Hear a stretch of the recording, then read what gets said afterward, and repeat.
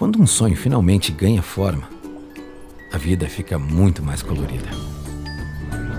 A Ibratim está presente em cada momento, desde a decisão até a criação.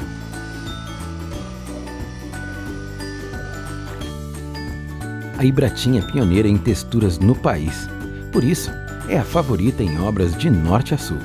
A unidade de São Paulo, localizada em Franco da Rocha, foi a primeira fábrica da Ibratim.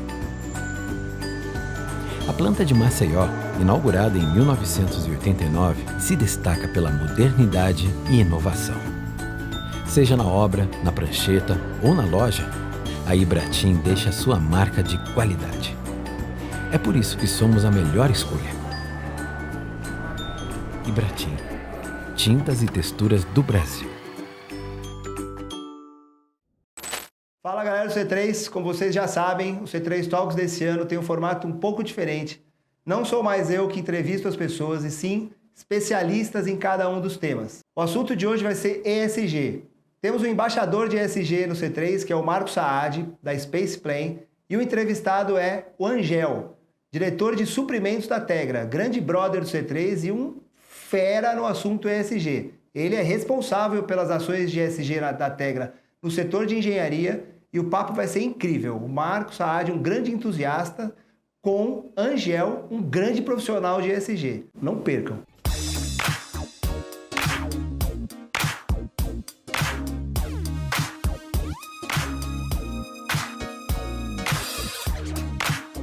Olá pessoal, eu sou o Marco Saad, embaixador do ESG aqui para o C3, e estamos de volta hoje para falar com Angel Ibanhes da Tegra. A Tegra é conhecida como uma referência em ESG no mercado. Angel, bem-vindo. Me conta um pouquinho o seu papel dentro do ESG na Tegra e como a Tegra chegou nesse ponto de ser referência no mercado. Legal. Obrigado, Saad, pela conversa. Obrigado ao C3 pelo convite. É um prazer estar aqui, né? Bom, esse tema na Tegra ele começou em 2016, né? E é legal contar por que esse tema começou na Tegra, né? Então, a Tegra ela é uma incorporadora que constrói, então ela participa do ciclo todo do negócio, né? E se você pensar hoje nas 3 letras do ESG, né? Uma construtora ela tem impactos muito relevantes nos 3 pilares. Então, na questão ambiental, né? Se você pensar em resíduo, né? A construção civil gera no mundo quase que metade de todo o resíduo que é gerado, né? Se você pensar em emissão de carbono, né, a construção ainda é altamente dependente de cimento e aço, que são também 2 insumos que têm uma relevância enorme quando se pensa em emissão de carbono, né? Saindo um pouquinho da questão ambiental, olhando na questão social, né, a construção civil ela sempre foi vista como um setor que emprega o pior tipo de mão de obra, né, ou seja, a mão de obra que é menos qualificada, que ela tem as piores condições de trabalho, né, com alto índice de acidente, né, condições ruins de alimentação, né, e, por outro lado, emprega muita gente, ainda é muito artesanal. Então, existe uma responsabilidade social enorme nisso, né? E, finalmente, na questão de governança, qualquer projeto, né, de construção, ele sempre envolve muito dinheiro, né, e são muitas partes envolvidas, né? Você tem funcionário, você tem cliente, tem fornecedor, tem investidor, tem agente financiador, que muitas vezes é um banco, né? Você tem acionista, tem órgãos públicos. Então, você tem um sistema de governança muito transparente, né, e que funcione bem é muito importante. Então, a partir daí, nós decidimos, né, que a Tegra precisaria ser uma empresa ESG, né, com práticas ESG, e começamos esse programa em 2016. 2016, é bastante tempo. Sim. Ele foi mais ou menos na sequência da resolução da ONU, da ODS, dos 17 pontos, então vocês já entraram no embalo de uma tendência muito importante de cuidar da sustentabilidade a longo prazo. E é importante, você mencionou sobre a construção civil, e é fato, a construção civil ela é um dos principais focos quando se fala em ESG, sustentabilidade. A gente sabe que teve uma certa... um impacto um tanto quanto negativo no setor em relação ao carbono. Uhum. Existe uma leitura de que até 2050 não serão atingidas as metas, mas vocês estão trabalhando para combater isso um pouquinho, né? De fato, o nosso setor tem um problema muito sério, né? Você tem 2 insumos, né, que na sua fabricação, né, hoje não se tem tecnologia para evitar a emissão de carbono, né, que são o cimento, né, o mais relevante deles, e aí o cimento e todos os seus derivados, então você tem concreto, argamassas, blocos de concreto, tudo que vai cimento, né, e o aço, né, que hoje o concreto armado, aliás, é o segundo material mais consumido na humanidade, depois da água é o concreto, então Verdade. Dá para ter uma ideia, né, da responsabilidade que a construção tem, né. E o que nós estamos fazendo hoje? Né? A Tegra tem uma série de iniciativas com fornecedores, né? Principalmente aqueles que envolvem consumo de cimento e aço, né? Onde nós estamos buscando a redução das emissões. Então, a gente já tem casos práticos, né, implementados de concreto que emitem menos, né, do que um concreto convencional, que são concretos novos, né? E um primeiro case com aço, né, que é um aço que tem no seu processo de fabricação algumas diferenças do aço convencional, que emite menos CO2. Então ainda são iniciativas pontuais, né, em termos percentuais. Hoje 1/3 do nosso concreto consumido é nesse tipo novo de concreto e nós iniciamos a primeira obra, né, com esse aço que emite menos CO2. E na visão de vocês, ele é mais caro? Ele é mais disponível? Ele é menos disponível? Como impacta isso? O concreto, ele ainda não é 100% disponível, né? Hoje, através de uma parceria com um dos fornecedores, né, que ainda está escalando esse produto, né, já tem uma boa abrangência, mas ainda não é 100%. Né? Comparativamente, um concreto FCK40 tradicional versus um concreto FCK40 deste novo concreto, esse concreto é mais caro. Só que no sistema como um todo, né, por ter características melhores de resistência, de performance, o sistema todo é vantajoso. Então, nesse caso do concreto, essa é a análise. Traz benefícios a longo prazo também. Exatamente. E para o caso do aço, o preço ainda é o mesmo. Entendi. Bom, nós estamos percebendo, Angel, que a tendência do ESG, o ESG veio para ficar, deixou de ser moda, tem muita gente que questiona a sigla como sendo a modinha, mas na verdade, e a gente sabe que agora os agentes financeiros estão indo para cima, os ratings, já está tendo uma discussão na Europa para entender qual que é o melhor formato, como padronizar, como regular a questão dos ratings, os rankings, tem diversas fontes, Standard & Poor's, consultorias tradicionais globais e os próprios bancos e agentes financeiros dando ratings para as empresas. Nesse sentido, a gente vê que é muito importante a questão de certificações. Como vocês estão trabalhando nisso? Vocês têm avançado nessa parte de certificações? Legal. Esse é um tema importante, né? Sempre que a gente conversa sobre ESG, né, uma das primeiras perguntas que vem é como é que eu certifico a minha empresa como sendo ESG? Né? Então, não existe hoje uma certificação que te dê um selo que fale, olha, a sua empresa ela é ESG. Né? Agora, existem uma série de outras certificações que vão certificando parte dos seus processos. Né? Então, por exemplo, nós fazemos projetos residenciais. Né? Então, nós escolhemos a certificação Aqua, né? Que é uma certificação que certifica que o teu projeto tem alta qualidade ambiental, né? A partir de uma série de critérios que você precisa atingir, tanto na sua fase de projeto, como durante a execução. Então, essa tem sido, acredito que hoje, uma das principais certificações, né? Que os agentes financeiros hoje reconhecem. Na construção civil, principalmente. Exatamente, como sendo um selo verde, né? E aí, a partir daí, já existe dinheiro hoje disponível mais barato para projetos certificados, então acho que isso começa a tangibilizar. E isso é valorizado no mercado. Então não existe um certificado ESG. Eu comprei, eu contratei, eu me certifiquei como uma empresa ESG, mas eu procuro me cercar de recursos, soluções e certificações de sustentabilidade que remetem ao ranqueamento. Exatamente. Então você hoje, você pode, eu falei de Aqua, que é para um projeto, mas você tem, por exemplo, o protocolo GHG ou o CDP, né, que é sobre emissões de carbono, que você certifica que você faz um inventário e você tem um sistema para controlar suas emissões e eventualmente compensar. Então, existe uma série de metodologias, né, que vão te garantindo que o teu processo em diversas frentes é sustentável, né? Mas não existe um selo para dizer, olha, a Tegra tem um selo de sustentabilidade. Perfeito, perfeito. Falando do S um pouquinho, o S ele é o social, né, do ESG e ele é bastante polêmico no sentido de que há uma confusão, às vezes, de S ser simplesmente uma parte de assistência social, doação, contribuição, e é muito mais que isso. A gente sabe disso, a gente sabe que é um envolvimento com a comunidade. E eu sei que vocês têm, como disse, vocês são referências, né? E vocês têm um programa Gentilezas Urbanas. Certo. Me conta um pouquinho disso e outras ações com a comunidade que vocês têm feito. Não, o S, né, você olhando assim a uma primeira vista, parece ser a coisa mais fácil. Você fala, pô, eu vou destinar um dinheiro para doação, vou fazer voluntariado e estou resolvido, né? Isso faz parte do S, mas tem muito mais, né? É um envolvimento com a sociedade de uma maneira como um todo, né? Então, se você pensar numa com atividade... a sua própria comunidade. Com a sua própria comunidade, sem dúvida, né? E a construção tem uma característica, tem uma peculiaridade, né? Quando você constrói um prédio, né? Não sei se você já foi vizinho da construção de um prédio, né? Mas por melhor que seja a construtora, o impacto é grande. Pô, tem barulho, tem poeira, tem sujeira, tem gente circulando. Tem, né? Trânsito. Tem trânsito, né? Você danifica a rua, porque a rua eventualmente não é preparada para caminhão de concreto, né? Depois você arruma tudo, mas durante a obra, são 2 anos e pouco, que não vou dizer que é um transtorno, mas se o vizinho pudesse escolher, ele não gostaria que tivesse a obra do lado dele. E uma das práticas que nós adotamos, né, é justamente a gentileza urbana, né, que nada mais é do que você, de fato, promover uma gentileza ou cuidar de um espaço, né, que seja próximo ao seu empreendimento. Então, nós optamos por adotar praças, né, então esse é um programa em parceria com as subprefeituras, onde nós adotamos praças normalmente próximas a empreendimentos nossos, né, e nós assumimos essa praça por um período aí de 2 a 3 anos, né, durante a construção da obra e mais um pouco. Então, isso é uma ação que ela faz bem para a comunidade, porque muitas vezes a gente recupera praças e torna praças que eram espaços praticamente inutilizados, né, e passam a ser lugares... Ou obsoletos, né? Obsoletos e lugares que passam a ser aproveitados pela vizinhança, não só pelo futuro morador, mas também pela atual vizinhança, né?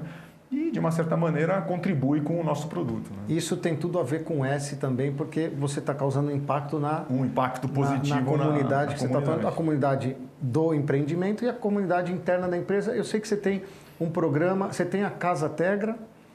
Me conta um pouquinho da Casa Tegra e de um programa Mulheres da Tegra. Mulheres da Tegra, legal. A Casa Tegra, né? Nós promovemos uma série de encontros, né?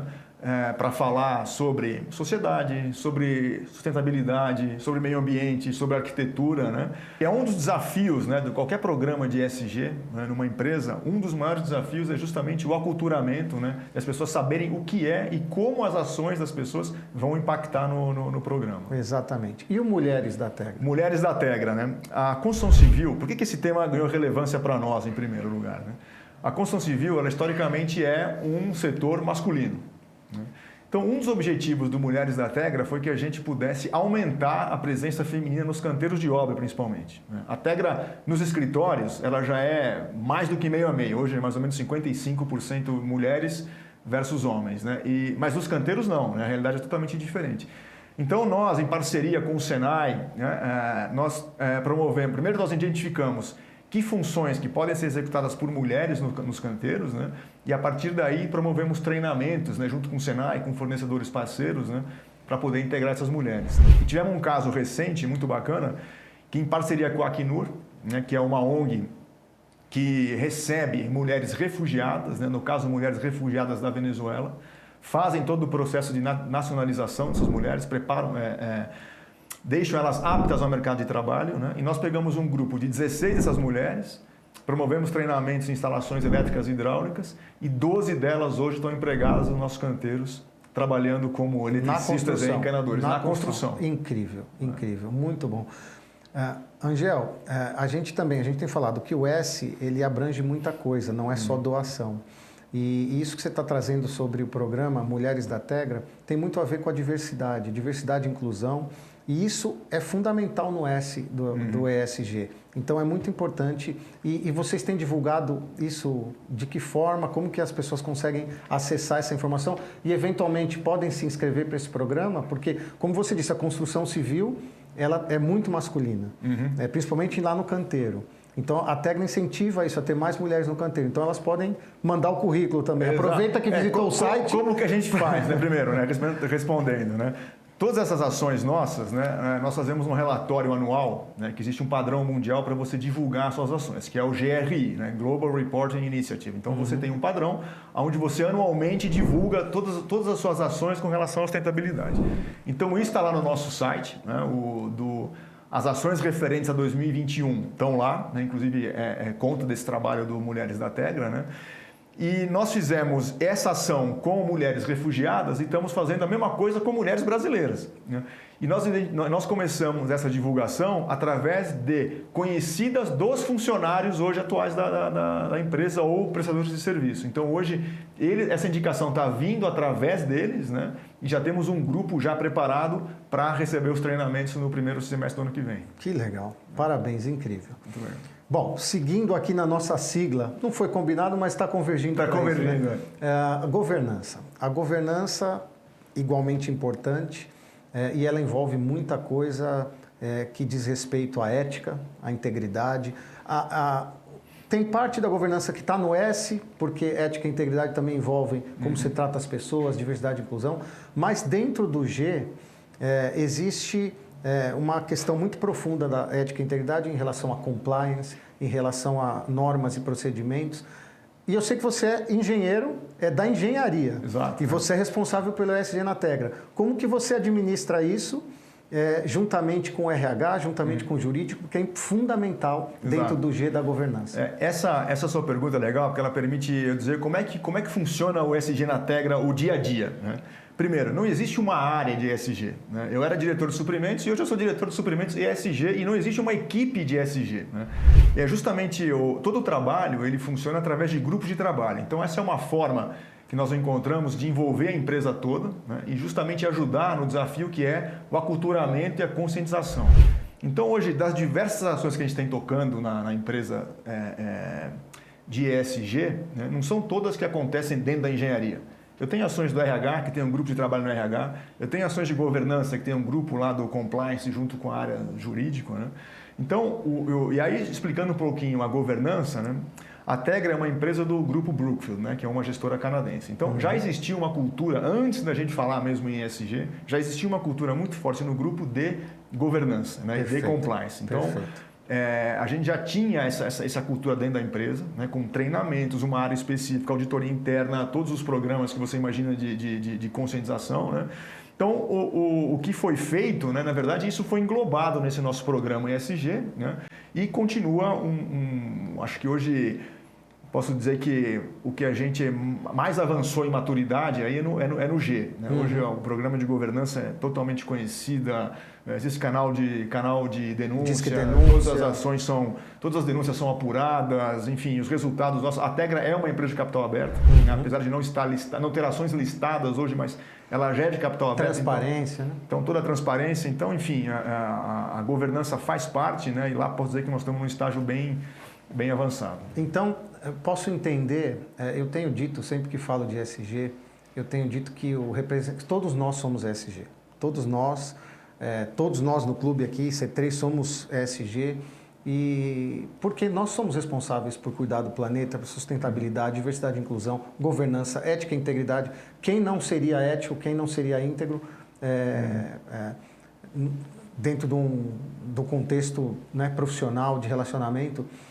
E quando você diz que você, como engenheiro, assumiu uma agenda ESG, mas você trabalha integrado em todas as áreas, isso prova que o ESG, todo mundo é ESG. Claro, né? e até fazendo um gancho, né, até com a própria área de compliance, né, não tem como você ser compliance na empresa e não ser compliance na sua vida pessoal. A mesma coisa com ESG. Então, vou dar um exemplo aqui. Nós temos um trabalho enorme lá de tratamento de resíduos. Então, todo o resíduo da construção ele é separado, ele é destinado, né, para você ter uma ideia. Nós fechamos 2021 só com 3% de todo o resíduo sendo destinado a aterros. Todo o resto, de alguma forma, voltou para a cadeia.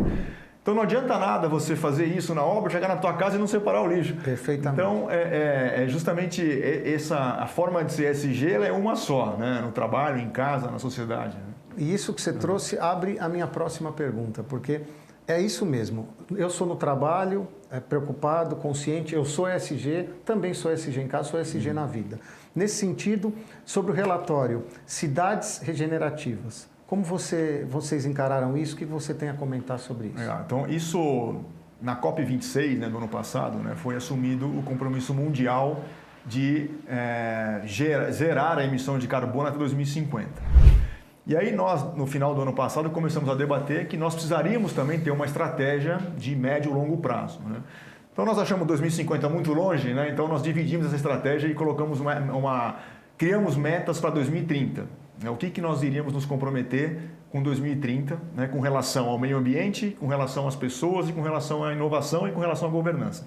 E nós criamos 4 grandes metas aí para 2030. Né? Então, na questão ambiental, né, nós nos comprometemos a reduzir a nossa emissão de CO2 dos escopos 1 e 2, que são as emissões geradas pela Tegra, né, em 50%, e induzir a emissão do escopo 3, né, que é a emissão gerada pelos fornecedores, em 15%. Né? Parece pouco, mas é muita coisa. Né? 50% o escopo 1 e 2 até 2030 e bastante. 15% do escopo 3 até 2030. Né?